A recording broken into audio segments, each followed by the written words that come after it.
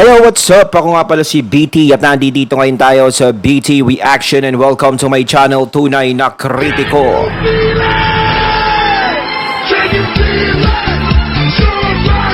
At meron tayong panonooring video ngayon. Medyo nag-iinit-init na nga ngayon dito sa Senado, sa Kongreso, sa mga nangyayari ngayon dyan sa People's Initiative, Chacha, kung ano man, chenes na yan na nangyayari ngayon sa ating bansa. At syempre, wag na natin pagtagalin at sabay-sabay na nating panoorin ang laman ng video. Bibigyan natin ng reaksyon ang matinding balita na to. Pasok! Tsaka na po natin pag-uusapan kung yung 3/4 is voting separately or not. Yes, Madam Chair. Pero Yes, wala I po think tayo. Tama observation ni Attorney Marcoleta, but that cannot be forced. If the Senate does not want to amend the Constitution through a Constituent Assembly, the House cannot force it. Ganun lang po yun, as simple as that. So therefore, No one is forcing, Senator. precisely. So,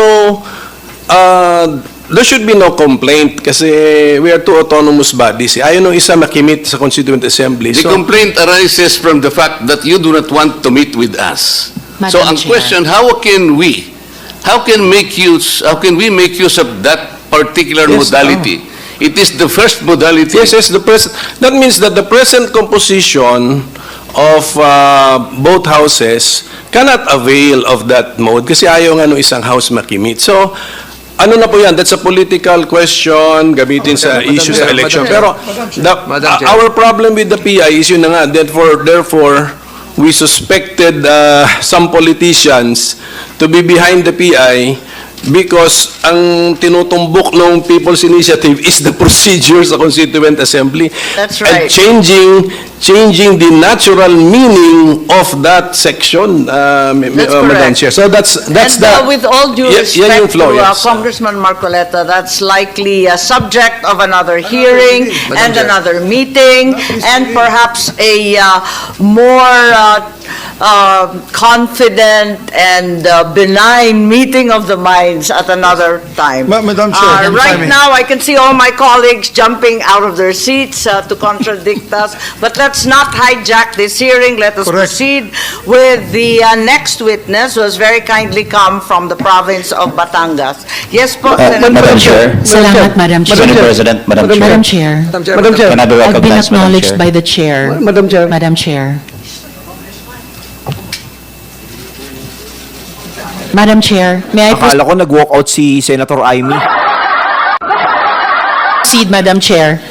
Madam Chair. May I proceed, Madam Chair? Ayun o! Sorry, I It's thought all the right. congressman Madam was Chair, point of order. escaping. Yes, Thank you, Madam Senator Chair. Ontiveros. You should listen to Madam us. Chair. Raising a point of order, Madam Chair. Madam Chair, if I may proceed. I've been acknowledged already. 500,000 pesos, ito pala mong papel. Ipiprint mo ito, palagay mo na lang 2 piso. 800,000 seats at 1.6 million plus 500, that's about 2 million. Saan niya kinuha ni Anthony? Maybe we can ask questions directly from this guy. Hindi yung mga nakatakip ang mukha. They're so brave enough not to be able to expose their faces in the public. I'm sorry, Mr. Senate President, but I read your rules of evidence.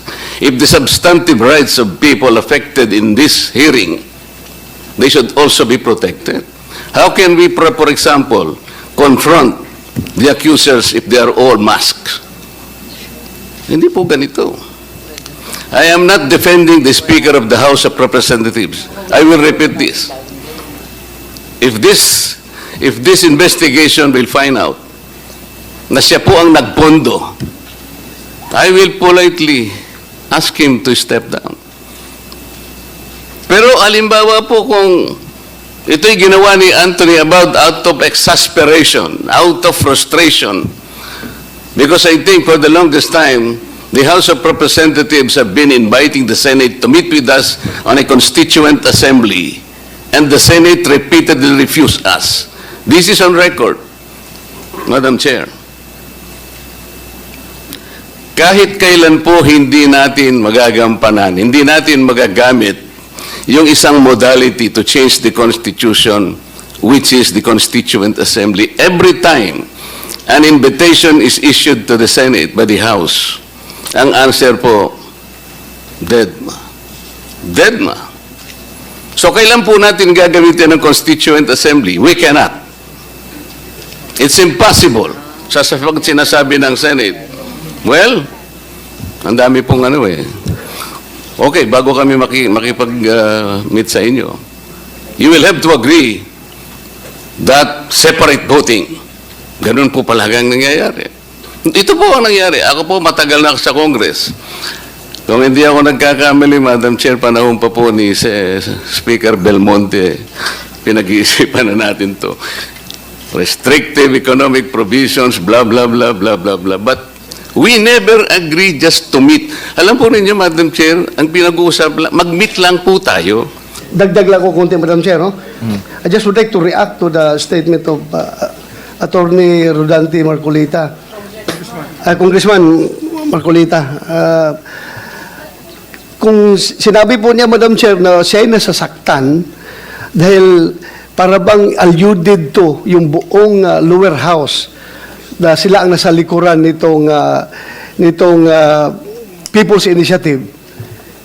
Ako rin ay nasasaktan when he alluded the Senate as the opposition palagi dahilan kung bakit hindi natutuloy yung economic chacha. Ako po gusto ko iparating, Madam Chair, na in fact, during the last Congress, kaming dalawa ni Senator Tolentino, nag-file kami ng resolution for economic chacha. And nagbabago po yung composition ng Senado at lalo na, pareho na rin sa lower house, nagbabago rin yung composition. So hindi po rin masabi na kung nag-oppose sila ngayon, mag-oppose na yan forever. Nagbabago po. Kami po ni Senator Tolentino, nag-file po ng resolution. Kaya masakit po sa amin kung sabihin niya, nilalahat niya na ang buong Senado ay ayaw sa chacha. Kami po nag-propose. So, yun lang po. Gusto ko lang liwanagin, Madam Chair. Again, he is a good friend of mine, Congressman Marcolita. There's nothing personal about it. Gusto ko lang rin parating sa kanya yung mensahe na kami po ay pro-chacha rin, lalong-lalo na pagdating sa economic reforms. Ayun, no? So dito is talagang idinidepensa ni Marcoleta yung Kongreso. Ibig sabihin, hindi niya naman dinidepensa si Speaker. Labas doon. Kasi ang nangyayari ngayon dito sa issue about dyan sa People's Initiative na yan, yung mga nagpupush niya, kung sino nagpopondo niyan para mamigay ng mga pera, parang nangyayari is nadadamay dito yung buong Kongreso. No? Na hindi naman lahat sila is pumapabor sa ganun. Kumbaga, ang nakikita lahat, syempre, ang dumi ng isa magiging dumi ng lahat. Parang kasalanan ng isa magiging kasalanan ng lahat yan. Kasi kung sa Congress naging issue yan, is madadamay-damay na. Kahit hindi ka nasa likod noon, o hindi ka kasama doon, o hindi ka pumapabor doon, is madadamay talaga ang pangalan mo. So dito is dinidepensa ni Speaker Marcoleta. Kumbaga, hindi lahat, kumbaga ganito, ganyan pinaglalaban niya kasi nagkakaroon ng damayan. Ito dapat is patunayan, lahat-lahat, ganyan.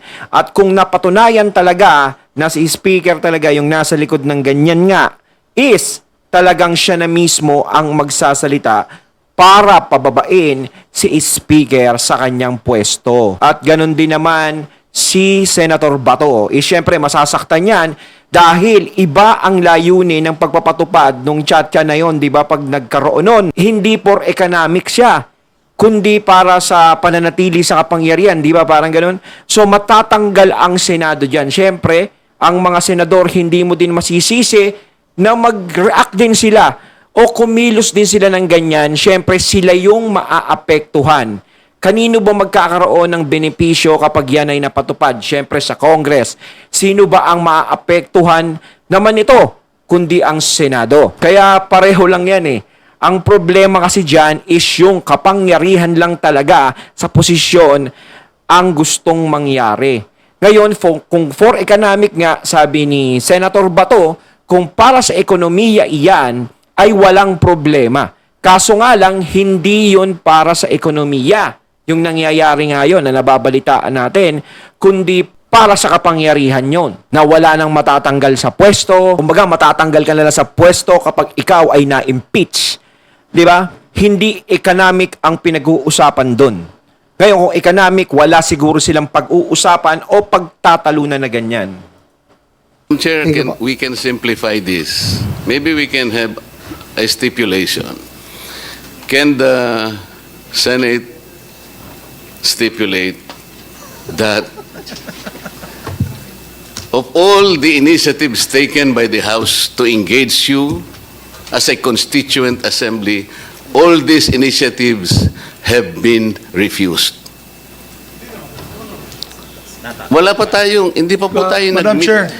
Chair, as Senate President, as the leader of this institution, I can categorically state that we have not refused any measures. Matter of fact, I filed last week RBH 6, which is to discuss economic provisions of the Constitution. So, Only to change your mind 3 days later, Mr. Senate President. did I ever say, for the record, did I ever say I am no longer pursuing this? Please cite the record that I said I will no longer pursue this. Well, it's in the Yes. privileged speech I heard Oh, by no. one of you. No. I'd like They're to correct now- misconception of my dear friend, Congressman Marcoleta. We are just fighting this PI first. Because this PI, this fake People's Initiative, is going to undermine the processes of voting during the discussions of constitutional change.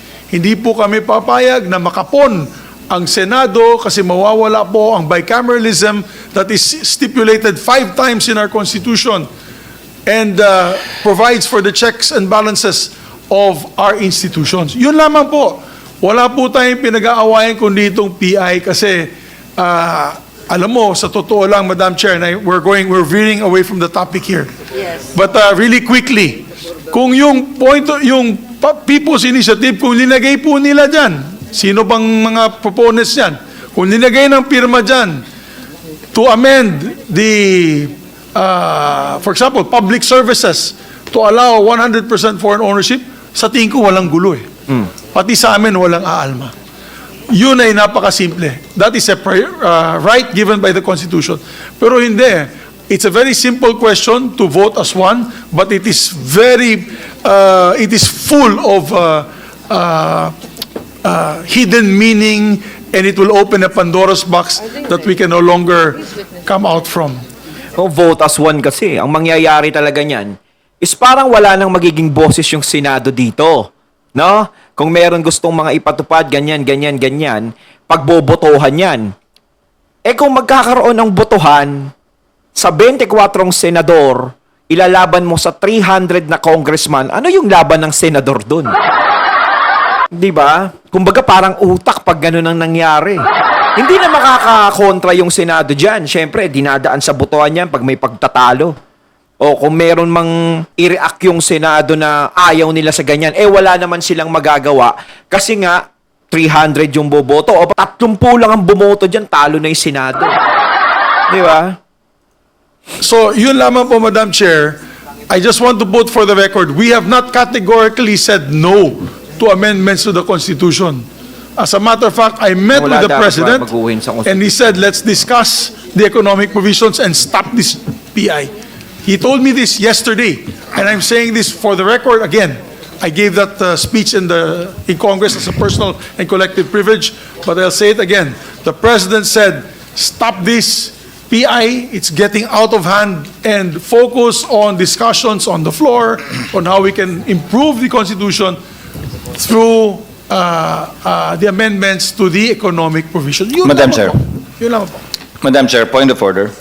Yes, thank you very much. I listened Senator intently to the Escudero. distinguished chairperson when she enumerated the basis for this inquiry, which is basically PI. Well, I know this is a spirited debate that has been going on between the House and the Senate, and we have two excellent debaters here in the person of Congressman Marcoleta, Senator Bato, and SP Zubiri. This will have its proper time at another inquiry and meeting so that we can focus on the witness and also our resource? numerous resource persons who took the time out to be with us this morning, with the indulgence, of course, of my dear colleague and friend, Congressman Mark Coleta. I agree, Madam Chair. So, ang tinatanong ko lang po na kung meron tayong ma-stipulate, sapagkat totoo naman hindi pa tayo nag-meet as a constituent assembly. That is a fact. From all the invitations we had given to the Senate, wala pa pong nangyari doon. Ito po Well yung taken totoo. po. Pag-usapan natin. So, maaring ngayon po mangyari na. Pero ang sinasabi ko, for the longest time, the hands were extended to you to meet with us on a constituent assembly. Yung mag-usap lang tayo. And then Marami pag-usapan pong natin magpoprotesta kung dyan, voting pero hayaan na separately po natin or at voting bigyan natin jointly. ng ibang But let pagkakataon. the process to proceed. Yung Tama. mag-meet lang tayo, napakaganda na po sigurong simula yun. Thank you. Mr. Senate President, Madam Chair. Thank you. Thank you po. Thank you, Congressman Marcoleta. Well taken. We will certainly consider that at the earliest possible opportunity. In the meantime, if you will allow me to proceed to the witness na nakapag-oath nung nasa kabilang kwarto, eto nga, may idadagdag ka pa. Sabi mo, ang ginagamit na pangalan yung Pangulo, na laging sinasabi ang utos ng Pangulo. Kaya daw may deadline pa. Tama po ba? Opo. Okay, may idadagdag ka pa ba? Wala na po. Wala na po. Okay, maraming salamat. At mawalang galang, pwede ka nang umalis, pero mawalang galang. Bago po tayo pumunta sa pirma, may 5 witness, mabilis lang. Mabilis lang po, taga Bukidnon, para ipaalam sa lahat na ito ay ginaganap sa buong kapulungan. Hindi lamang dito sa Luzon, kundi hanggang sa Mindanao, kinalat talaga itong mga form na ito. So maraming salamat sa ating testigo at tawagin natin yung mga taga Bukidnon. Kapitan ninyo, hindi kaalyado ng mayor at ng congressman ninyo. Kaya, ano ang nangyari? Ipaliwanag po ninyo, please. Good afternoon po, Madam Chair. Your Honor, dumating lang po kasi yung form sa amin. Tapos tinanong sa akin kung para saan yon. In-explain ko lang po dun sa kapitan kung para saan yung form. Tapos kahit siya ayaw niyang pumirma kasi ayaw niya nun. Tapos po inutos lang po sa barangay health workers na papirmahan yung gusto lang pong pumirma. Saan galing yung form? Sa pagkaalam ninyo? Kasi kalakip nun, di ba, may listahan daw. Galing po sa LGU. Galing sa mayor or sa congressman? Sa Congress po. Sa opisina ng kongresista, yung listahan. Opo. Tapos, pinadala yung listahan kasama nung formularyo, yung form na pinapapirma. Ganun ba yun? Form lang po yung nakita ko. Paano mo alam kung sinong papapirmahin? Sinabi lang po na kailangan pumirma lahat po dun sa barangay namin. Okay. Pumirma naman kayo. Ako po, hindi po ako pumirma, pati po yung kapitan. Bakit? Ayoko po. Bakit ayaw ninyo? Hindi ninyo maintindihan dahil English? Intindihan ko po, pero yung ibig sabihin, kaya ayoko pong pumirma. Okay. So ayaw ninyo na paltan yung saligang batas, yung voting jointly, at iba pa. Opo. May Kahit naman ako, ayoko talaga eh. sinasabing perang ibibigay ba? May narinig po ako. Ganon. At may nabigyan ba ng pera dun sa mga pumirmang hindi katulad nyo? Wala po. Tumanggap ba yung mga BHW ninyo? Wala rin po. Wala naman. Pero yung kapitan ninyo, pinangakuan ba sila? Hindi po. Hindi rin. Tapos, ano pa yung masasabi mo tungkol dito? Palibasa siguro, yung kapitan hindi kaalyado ninyong mayor at kongresista. Tama po ba yun? Opo. Naintindihan ba nung mga kasamahan ninyo o kabarangay ninyo yung pinipirmahan nila? Hindi po. Ang alam po nila ayuda. Alam nila ayuda kasi yun ang pangako, no? Opo. Sino nagsabi na ayuda yun? Yung BHW, utos ng City Hall? Ganun po ba? Yung perception lang po siguro nung mga nando kasi parang nagte-trending na po kasi siya. Tama. Trending na may ayudang kalakip yun. Opo. Oo. Tapos, linilista ba yung mga... Parang panglansi yung nangyayari, no? Kunwari, ayuda, pero iba yung nakasaad doon. Once na pumirma ka, tapos ang laban. Kaya dapat talaga maging mausisa ka sa ganyan, eh. Sa pirma mo nakasalalay yung mangyayari. So kung maraming taong pumirma doon, kung sakasakali, ay nako, mapapatupad ng di oras yun. pangalan nila? Sa alam ko, hindi ko po alam kung nililista po. Pero marami bang pumirma doon sa barangay ninyo?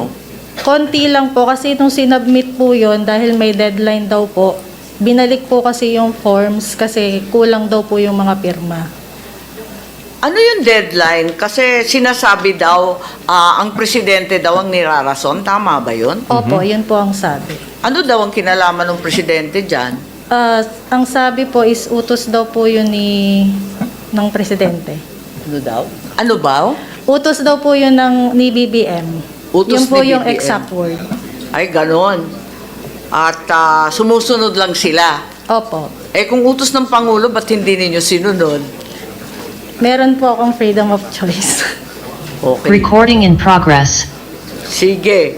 Ayan ang hirap, no? Eto si PBBM ang nagagamit dito sa mga bagay na to. Kaya siya din yung nasisira, eh. Nako, grabe. At yung mga kaalyado lang ni Mayor ang binigyan ng pera, tama ba yun? Hindi ko po alam. Kasi meron nagbanggit ng katulad nun. May dadagdag ka pa? Wala na po. Bakit ka takot? Ba't ka nagtatakip ng mukha katulad ng sinabi ni Congressman Marcoleta? Babalikan ka ba? Pwede po. Nino? Kasi po, hindi ko po masabi dito kasi matitrace po nila ako eh. Pag sinabi ko po yung dahilan. Ganon. Pero opisyal, Opo. mga opisyal, babalikan ka dyan sa lugar ninyo. Opo. Sige. May maidadagdag ka pa o yung mga kasamahan ko, may katanungan po kayo? Yes, Senator Bato, please. Madam Chair, this is not a question to our resource person. Just would like to inquire if it was ruled by the chair that Anthony Abad will be issued subpoena for the next hearing. Yes, I think motions were received and It was ruled certainly by- we have resolved to send a subpoena to the said Attorney Abad. Although I think information was sent to this committee that he has flown overseas. Overseas. Yes, po. Okay. Ayon, natating natunghayan ng video na ito, no? Ito sa Senado nga. Ito, nilabas nila yung testigo. Talagang nakatakip yung mukha. Gusto nga ni, Kong Marcoleta na naniniwala sa mga may takipang mukha, ganyan. Dapat ilabas. Eh, syempre, sa seguridad din. Syempre, ng mga witness, lalong-lalo na, mabibigat na issue yan. Baka pwede siyang balikan para din sa kaligtasan. Diba? Pwede rin yun. Pero ito, grabe. Yung nangyayari, yung paglabas ng testigo na ito unti-unti nang natin nalalaman kung ano talaga ang agenda ng pirmahan na yan. Kayo mga katunay, anong masasabi nyo tungkol dito? Comment lang po kayo sa comment box. So once again, I'm BT and I'm out. Peace.